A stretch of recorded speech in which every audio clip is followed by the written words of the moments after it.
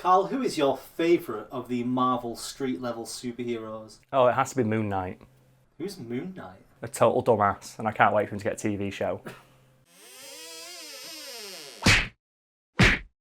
Daredevil is a Marvel hero once described in the comic books by Captain America himself as a blind guy with a superpower to see. When it came to portraying the character on screen, actor Charlie Cox decided to go the Daniel Day-Lewis route to portraying a blind character and literally blinded himself with special contact lenses. So for anyone who hasn't seen the show, do you want to quickly just describe it for us? Okay, yeah, sure, I can do that. The show Daredevil, Charlie Cox in it, he portrays the eponymous Daredevil, aka Matthew Murdock, a blind lawyer who moonlights as a costume vigilante who beats the shit out of people with backflip-assisted foot slaps and mounted haymakers.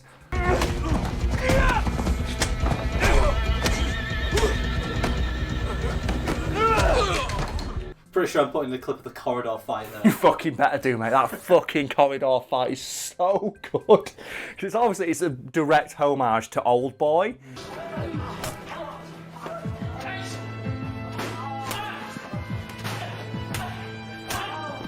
And I think the fight choreographer's like, when you are, homaging Old Boy, you better fucking get it right, because if you get it wrong, it's going to come across as terrible. And I find it hilarious that of all the Marvel TV shows, Daredevil, where the defining character trait of the main character is that he's blind, is a better martial artist than the guy in fucking Iron Fist, whose sole defining character trait is that he knows every martial art on Earth.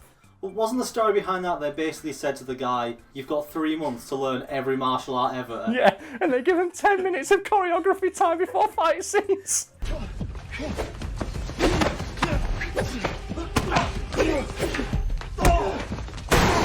Also, so my favourite part about that is obviously because he's got to have the whole, it's the mighty whitey trope of oh yeah, white guy goes to Asia, learns martial arts better than Asian people, and comes back and then lectures Asian people on those martial arts, which is doubly funny when you realise the guy can't fight for shit in any of his fight scenes. But he goes into someone's dojo, I think Colleen Wings in the show, and he sees someone talking and says, you should never disrespect the master in their dojo, and beats the shit out of this guy.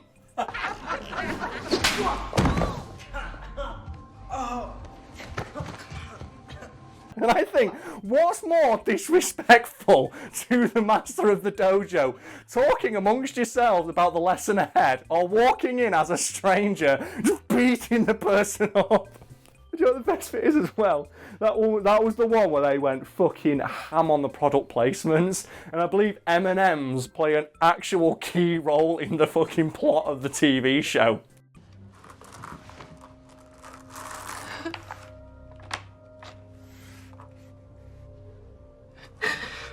Oh, don't watch Iron Fist, man. Just go watch Daredevil. Don't watch that fight scene 3 times, man.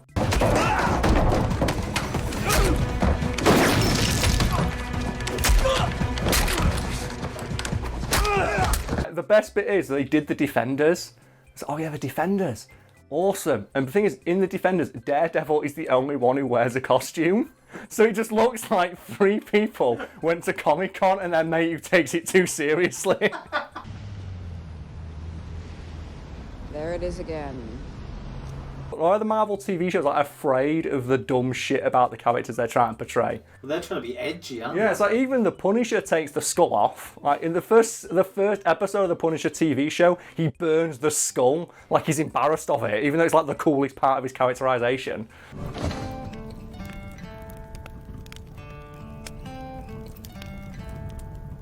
Back to Daredevil, despite being blind, the character can see using nebulous superpowers that give him a sort of radar sense, effectively giving him 360-degree awareness of his surroundings at all times, and reducing his chance of bumping into shit to effectively nil. I can't see, not like everyone else, but I can feel. All of the fragments form a sort of impressionistic painting. But he pretends to be blind, doesn't he? Yeah, and that's like the rub with Daredevil. Like, even though he can arguably see better, see better than most sighted people due to the fact his superpower gives him 360-degree awareness of his surroundings through walls, he pretends to be blind because it allays suspicion about him being a superhero, because no one expects the guy bumbling around in court looking for his cane to also moonlight as a vigilante known for beating the shit out of people. And it also allows him as well to, like, when he's cross-examining people in court as a lawyer, to, like, lower their guard. Because they think, oh, he's just a blind guy. It's like, you know, he can't see that I'm lying, even though with his superpowers, like his super sensitive hearing, I think you can hear, like, rhythmic changes in heart rate and the subtle, like, changing skin temperatures. Like, you can feel those and know when people are lying, making him an expert cross-examiner in the comics, and that's amazing. Please, you have to believe me. I didn't kill him. Also, as well, in one comic, he slaps Black Widow's ass. That's got nothing to do with anything. I'm just mentioning it so you can put the comic panel behind me. Because it's fucking brilliant. In other words, although Matthew Murdock can see perfectly fine, when he's not in costume, he acts like any other blind person would, which is something Cox was very keen to emulate when portraying the character on screen. So how did he go about doing this? Cox did essentially what any other actor who is balls out insane would do, went to an optician's, told them to make a pair of special contact lenses that looked exactly like his own eyes that also made him blind, and wore them in every scene. That's Daniel Day-Lewis levels of commitment to the role, isn't it? So I'm playing a blind guy, so I'm going to blind myself. I'm surprised he throw acid into his own face. Also, as a fun fact, if people didn't know this, do you know the same accident, like canonically this is real. Yes. The same accident that gave Matthew Murdock, Daredevil, his powers is the same accident that caused the Ninja Turtles to come to life. In the original comic for the Ninja Turtles, the same accident, you see a little boy get blinded by the same chemicals that caused the Ninja Turtles to become the Ninja Turtles. It's like in Watchmen, where you see at the beginning one of the heroes punch out a bad guy about to shoot two people in front of a movie theatre, and like that's the Waynes. Batman doesn't exist in that universe because like another costume vigilante saved his parents from Joe Chill. Cox would later note in an interview that while these special contact lenses made it especially easy to portray a blind guy because, well, he couldn't fucking see, when it wasn't his turn to be on camera, he spent most of his time wandering around offset, randomly bumping into things, which according to him, got real old, real fucking fast. As I can imagine it would be. Yeah, he basically had to spend all his time when he wasn't on camera, just sat on a chair doing nothing. It's like he couldn't even check his phone or any shit like that, and he couldn't take them out, obviously, because like they really hurt his eyes. He just had to sit there offset, being blind, not doing anything. So obviously he had to come with, like, you know, an alternate solution to his problem. Which was? He got someone from the American Foundation for the Blind to teach him how to act like a blind person. Like a normal actor would? Yeah. So he tried acting. Yeah. His first choice was blinding himself, his second choice was acting. So what was Cox's goal when it came to doing all this research? He just wanted to accurately portray a blind person on screen, so he spent a lot of time talking to representatives from the American Foundation for the Blind, a lot of times observing blind people perform menial tasks to learn what their mannerisms are. And I believe he spent a lot of time blindfolding himself and at home just making sandwiches and things like that, just so he could perform tasks without looking at his hands. Yeah, well, I worked with a guy who's been legally blind for about 20 years. So it was a literal case of the blind leading the blind. Even though Matthew Murdock in the show can see, he doesn't use his eyes. So what he had to do is learn to not look at his hands when he was doing things. So it was second nature, like making a cup of tea, making a sandwich, just picking up papers and things like that. To be fair, I think he did a really good job of it. He did, and I believe a representative from the American Foundation of the Blind who helped him, get into character and learn the mannerisms of a blind person, commended it as one of the most accurate portrayals of a blind person ever seen on screen. Something which actually bit Cox in the ass a few years later. It is quite interesting though, because he isn't actually playing a blind guy. He's not, is he? He's playing a guy who can see, but is pretending to be blind, but also can't see like a normal person. So he's technically blind, but he's not. Yeah, it's this weird meta level of acting, isn't it, where Charlie Cox can see, but he's playing a character who can't, but can, but has to pretend not to be able to in certain scenes, and in other scenes pretend they can't. And it's really weird, and I think if you notice as well, when he's wearing the Daredevil costume, it actually does cover up, it's supposed to cover his eye. Charlie Cox can see through that costume, but the idea is that Daredevil, the character, supposedly can't, which is why you'll see him in fight scenes and stuff when he's talking to people, he goes like that. He turns his ear towards people instead of his eyes, and that's apparently something that, obviously, one of the things he learned from blind people, is that when they talk to them, they don't make eye contact, they shift their ear towards them to focus their hearing towards the person talking to them. Little things like that. It's silly little things like that you wouldn't notice, but they add to the characterization of him and make you more believable that he is a blind guy, but not a blind guy. If you get what I mean. It's really strange, isn't it? He's blind, but he's not. Because that's like the idea of Daredevil is, like I mentioned, he has like a radar sense, so he has full situational awareness at all times, but he doesn't need to look at anything, which is obviously very difficult to do as an actor. So he has to like walking, like picking up a cup to make a drink or something like that. He has to do it without looking at his hands, and that's really difficult to do. It requires like supreme control over your own body. How does that work? I'll let you know when I figure it out. So you were saying earlier that his commitment to playing a blind person realistically ended up biting him in the ass. Yes, it did, and this is a really funny story, because obviously after 2 years of playing Daredevil and Matthew Murdock, a character who supposedly cannot see and therefore never makes eye contact with someone, he found that, like, you know, characterization trait really hard to unlearn and would do it in his day-to-day life. And he said in a later interview, yeah, it really fucked me over, because I went for an audition, a really, really secretive audition that I later found out was for like the solo standalone movie. And I bombed the audition because I didn't look at anyone in the eye. And he said he was stopped midway through his like reading by a director who just asked him pointedly, "Why aren't you looking at me?" And he realised, obviously, after so many years of playing Daredevil and in every single scene, staring straight through or straight past every person he talked to as an actor, he'd started doing it in his day-to-day life without realising it.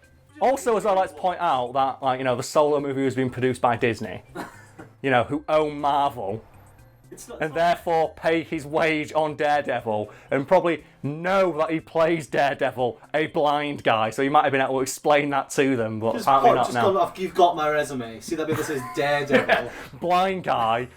What's that? Was it produced by, owned by Disney? No, he said he bombed the audition and he never got a call back. And you know what? Disney, that was probably a good call. Because you know how well the Solo movie did, like, you know, financially and critically? I'm glad they didn't, you know, like, hire the guy who could do backflip kicks to play Han Solo, because no one wanted to see that. So we just talked there about the fact Charlie Cox auditioned for and didn't get the role of Han Solo in the Solo standalone movie. And it went to some other chuckle fuck. What was his name? Do you remember off the top of your head? Oh god, it's something like Alden Ehrenreich. Yeah, that's ringing my bell. That sounds about right. And they got him instead, an actor reportedly so bad, 90% of the way through the production they had to hire an acting coach to teach him how to read his lines. Wow. That's a real fact you can look up, by the way. Like, the guy who played Han Solo in the Solo standalone movie, they had to bring in an acting coach halfway through production to teach him how to read his lines, because he was so shit. And then as well, I think 90% way through production, they scrapped everything, fired the two directors, and brought in fucking Ron Howard to finish it off. And the best bit as well, do you know why they fired the two directors who were going to do it? Because the two directors who were going to do it, they're the guys who did the Lego movie, which is like fucking awesome, and did way better than this at the box office, because they were trying to make the Han Solo movie like too quippy and too jokey, and they didn't want it to be that. Because when I think Han Solo, I don't think jokes and quips, do you? No, I think serious and miserable. I think dour and depressing. Then they get fucking Emilia Clarke in, the fucking wet dish towel of an like personified in acting form. Jeez, now that's a trend I hope dies a death soon. And I'm hoping that like the Dark Phoenix movie like kills it for good. The trend of hiring actors from Game of Thrones And put them in everything. because Game of Thrones is hot right now, so they think that translates to the actors having star power, and it doesn't. It's like the Terminator Genesis, Emilia Clarke's in it, movie bombed to shit. Pompeii with the Jon Snow, Kit Harington, bombed. Justice League, they put in fucking Khal Drogo, I forget his name, but they put him in. There it is, they put him in. That bombed. I'm hoping they realise eventually that these people are box office fucking poison. Because what is it now? X-Men Days of Future Past, the girl who plays Sansa Stark. Yeah, I don't remember her. But she's in it, and she's going to be in the Dark Phoenix movie, which we should talk about as well, because I look like one of my favourite things to talk about, as you may know if you follow the channel, is movies. Just on the behind-the-scenes shenanigans, and they're all terrible. The Dark Phoenix movie, which comes out next year, I should add, is undergoing its second round of reshoots because they don't know what to do with the movie. Because like the Dark Phoenix saga, like the Dark Phoenix or the Phoenix Force in the comics is like this celestial being with like unlimited, like nigh unlimited godlike power who can warp reality on a universal scale. And they don't want to do that with this movie because obviously that's a lot of budget. So they've described the Dark Phoenix movie as like, it's a small scale movie about a girl struggling with mental illness. It could be good. You could make a good mutant movie out of that if you got the right mutant to do it. Yeah. Don't fucking do the Dark Phoenix saga. And the best bit as well, guess who they're getting to direct this movie? I think the writer of this movie. Oh, God, it's the same guy who wrote X-Men 3. So the guy who's already fucked up the Dark Phoenix saga in translating it to film, they gave him another shot and it's now undergoing its second round of reshoots. It annoys me so much when they're like, oh, we don't know what to do with there's a comic and the story's written and the reason it's popular is because it's a good story. I think the best way it was put is by Honest Trailers, when they did the Honest trailer for X-Men 3. It's like, watch them fumble with a story. An iconic story from the comic books, so simple, even the cartoon got it right. Because the X-Men cartoon was fucking awesome, wasn't it? Have you ever heard like the Japanese like intro song to it? No. Put it in. Put it in now. Just put in a clip of the Japanese, it's fucking sick.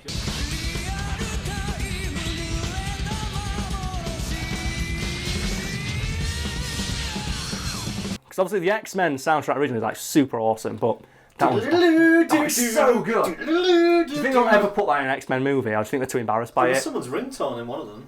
It was, wasn't it? But I wanted to put it in. As the actual theme. Yeah, because we've mentioned it before in other videos, haven't we? Where one of the things that frustrates me, I think we mentioned it in this video, in fact, if it's not cut, is I get annoyed when like comic book movies like try to be more serious than they are, or like shy away from the dumb stuff in the source material. Like in the first X-Men movie where they chuck Wolverine like a black leather outfit. What did you expect? Yellow spandex? Because why would that be such a bad thing? Why would like a bright, colourful movie be a bad thing? Because that's obviously that's a line from the director, isn't saying that look how stupid these comic books are.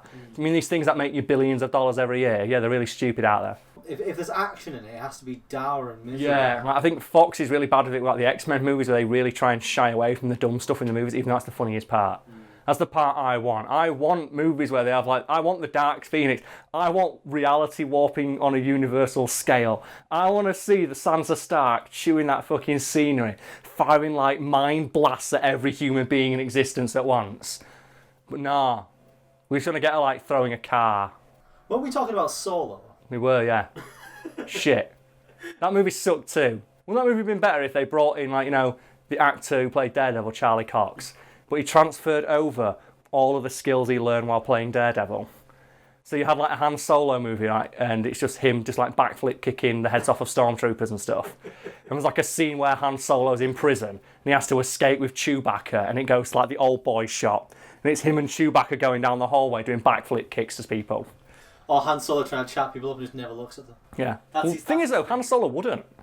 Because Han Solo's a jerk ass, isn't it? Part of his character is that he's a jerk with a heart of gold. He's like the lovable rogue. And what do they get? They get an unlovable dumbass of an actor to play him. Great.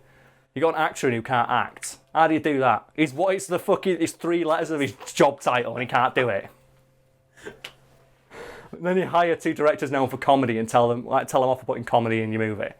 And a character who's known for being like the one shining example of humour in the original trilogy.